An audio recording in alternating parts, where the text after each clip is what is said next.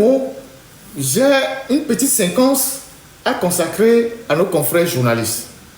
C'est très important que je parle un peu aux journalistes togolais. Je n'ai pas l'habitude de parler, mais il s'est passé un fait malheureux ces derniers jours qui m'oblige à prendre la parole pour m'adresser à nos confrères qui sont au pays, aux journalistes togolais. Et particulièrement les journalistes qui sont du côté du pouvoir. Je ne vais pas faire une intervention pour critiquer leur positionnement éditorial. Je ne vais pas les juger selon qu'ils supportent le pouvoir ou pas. Ils sont libres de supporter le régime. Mais je voudrais leur dire des choses par rapport à certains. Cette semaine, on a perdu un confrère qui s'appelle Sam Djobo. Le décès de ce confrère-là, à la suite de quelques soucis de santé, il n'est pas le premier sur la liste de ceux qui décèdent de la manière dont il est décédé. Et il ne sera pas certainement le dernier. Je l'adresse à tous les journalistes togolais qui fricotent avec les renseignements. Les journalistes togolais proches du pouvoir qui travaillent avec les renseignements. Parce que cela leur procure quelques bénéfices matériels. Cela leur procure un bien-être. C'est à ces gens-là que je veux m'adresser. Ils sont nombreux. Tous ceux qui ont appris le décès de notre confrère, ils savent, à moins de faire preuve d'hypocrisie, qu'il a été plombé. Ils savaient qu'il était plombé. Et on savait que d'autres avant lui ont été plombés de la même manière. Mais on sait aussi que c'est des gens qui étaient plus ou moins actifs dans un certain milieu, dans les renseignements. Il y a un premier confrère qui est mort dans des circonstances troubles. Lui, il était fonctionnaire au ministère de la communication, à la direction du Sénéato, quelque chose comme ça. Mais il était en même temps journaliste, mais il était dans les renseignements. J'ai fait le lycée avec lui, et quand nous sommes arrivés à l'université, il faisait partie des étudiants à l'époque qui passaient tout leur temps sous les arbres. Ils allaient à l'OME 2. Dans ces milieux-là, plus vous en savez, plus vous êtes en danger. Plus on vous utilise contre vos frères. Plus on vous utilise pour collecter des informations. Plus on vous envoie dans des missions obscures. Plus vous êtes en danger. Parce qu'à la fin, on vous élimine. Parce que vous en savez un peu trop sur leur mode opératoire. Donc ce confrère-là, on ne sait pas ce qu'il a fait. C'était dans la fièvre des événements du PNP, peut-être un an après. Il a été appelé un soir par certains de ses camarades de renseignement pour venir les croiser rapidement pour une urgence dans la zone de motocross. Vers Adjouba, Fitoupoui, là, dans la zone là. Donc, il est parti pour aller croiser ses collègues de renseignement. Et c'est là-bas qu'ils lui ont mis une balle dans la tête. Et on l'a poussé dans un ravin. Et on a fait croire qu'il a été agressé ou bien il est mort par accident. Et ils ont tout fait pour, comme c'était même un musulman, ils ont tout fait pour qu'il soit rapidement enterré. Ils n'ont même pas voulu qu'il y ait une autopsie. Il s'appelait Tanko. Et il y a un confrère qui a même écrit sur les circonstances de sa mort que beaucoup de gens n'ont pas lu. Ensuite, un an plus tard, ou je ne sais quoi, il y a un autre qui n'était pas aussi loin de ce milieu-là, qui a développé rapidement un cancer, alors qu'il était en bonne santé. Rapidement, On l'a amené au pavillon militaire pour l'opérer et puis il meurt. Après, l'hôpital, le pavillon militaire a refusé de donner son dossier médical à la famille. La famille a exigé plusieurs fois à avoir le dossier médical. Ils ont refusé. Parce que naturellement, le dossier médical permet de connaître la cause réelle de la mort. Aujourd'hui, c'est Sam Djobo qui part dans les mêmes circonstances. Cancer, rapidement, ça se développe et puis paf. Les confrères journalistes qui vous êtes embarqués dans ces aventures-là, il y en a qui sont sur les réseaux sociaux, qui jouent les petits malins, il y en a qui ont les faux comptes, il y en a plein qui renseignent sur leurs confrères, qui vont même enregistrer les gens pour amener dans les renseignements, qui savent inventer les histoires sur X ou Y pour pouvoir aller chercher des bons d'essence au SCRIC, à l'ANR, pour avoir de l'argent.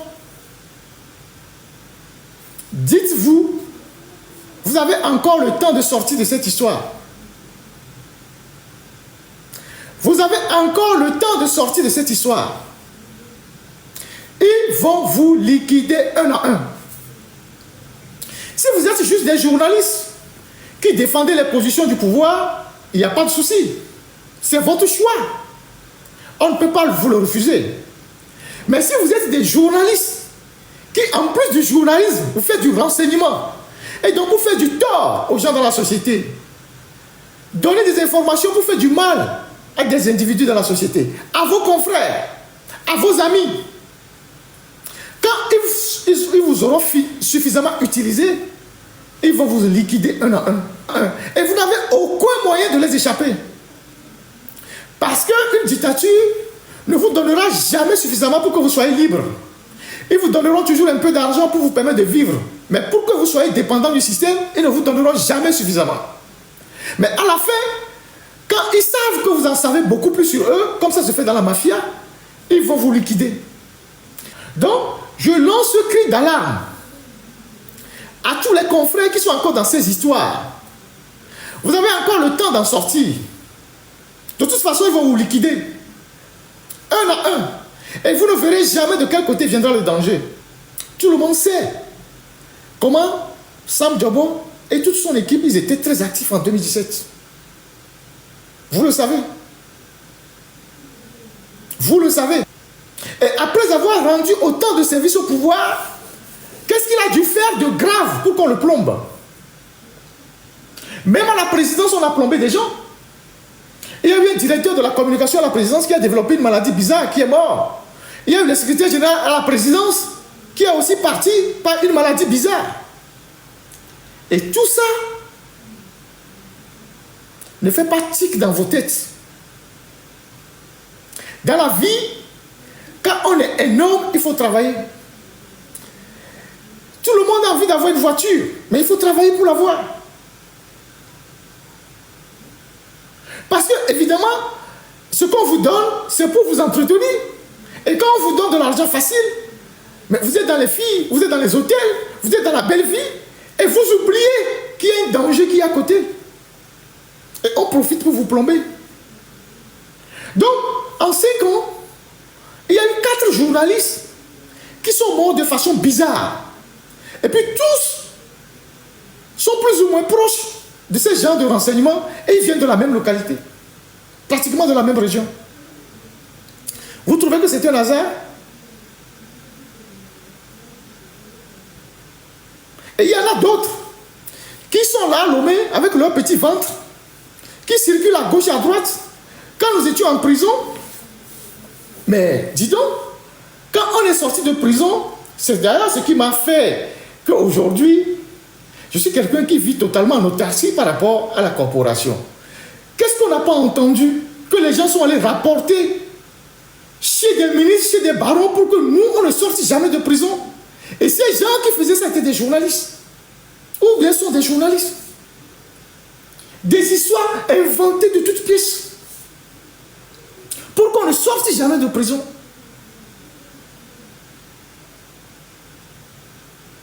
Vous gagnez quoi dans ça? Il y a même des journalistes qui vont enregistrer des diplomates pour apporter au renseignement. Vous finissez une émission, à la fin vous êtes en train de causer, il y a quelqu'un tranquillement qui est l'enregistreur dans la poche, il enregistre tout le monde. Parce que quand vous finissez évidemment une émission, les gens savent qu'ils ne sont plus à l'antenne. Donc certains qui avaient une position à la radio, peut-être qu'ils ne pensent pas véritablement ce qu'ils disent, ils s'explosent parce qu'ils savent que bon, ils ne sont pas à l'antenne. Les gens ont des petits enregistreurs et ils vont donner ça au renseignement. Enregistreurs et ils vont donner ça au renseignement. Enregistreurs et ils vont donner ça au renseignement. Celui-ci a dit ça, celui-ci a dit ça, celui-ci a fait ça, celui-ci a fait ça.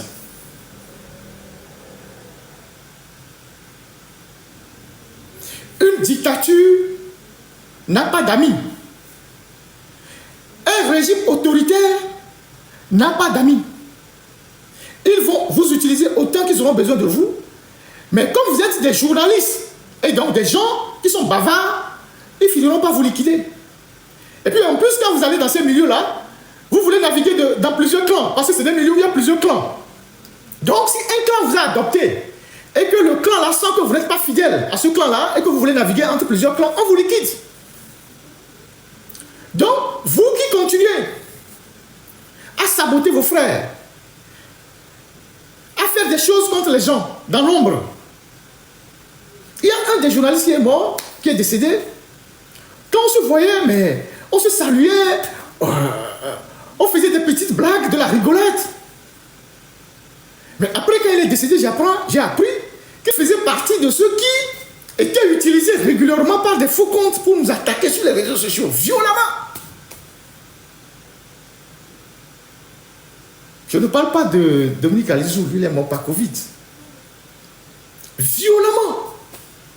Avec des histoires sorties de nulle part. Et pourtant cette personne, quand elle te rencontre en circulation, elle rit avec toi, elle te tapote et tout ça. Vous gagnez quoi dans ça?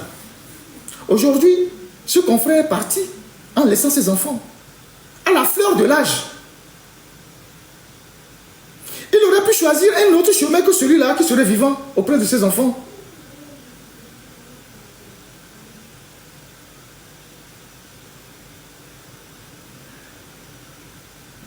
Personne dans la corporation n'a le courage de vous dire ce que je vous dis là. Mais moi, je vous le dis. Vous pouvez m'insulter. Vous pouvez ne pas aimer ma tête. C'est vous qui êtes dedans. Si vous avez décidé d'écourter vos vies, libre à vous. Vous êtes libre. Mais sachez que ceux dont vous êtes au service là, ceux qui vous utilisent dans l'ombre pour faire toutes les bêtises que vous faites, ceux qui sont sur les réseaux sociaux, tantôt ils sont manipulés pour servir des trucs, pour divertir les gens, pour mélanger les gens. Quand ils auront fini de vous utiliser là, ils vont vous liquider un à un. Ils ne voudront jamais que demain vous avez parlé quelque part, qu'on sache que qui a fait quoi, qui vous a utilisé pourquoi. Et la meilleure façon de vous liquider, c'est le poison. Parce qu'ils savent que vous aimez la belle vie, vous venez chez eux, vous mangez, vous buvez, vous êtes dans la bière, les vins, les champagnes, vous êtes avec les filles. Ils savent où vous avoir. Et ils savent vos faiblesses. Et c'est comme ça qu'ils vont vous liquider.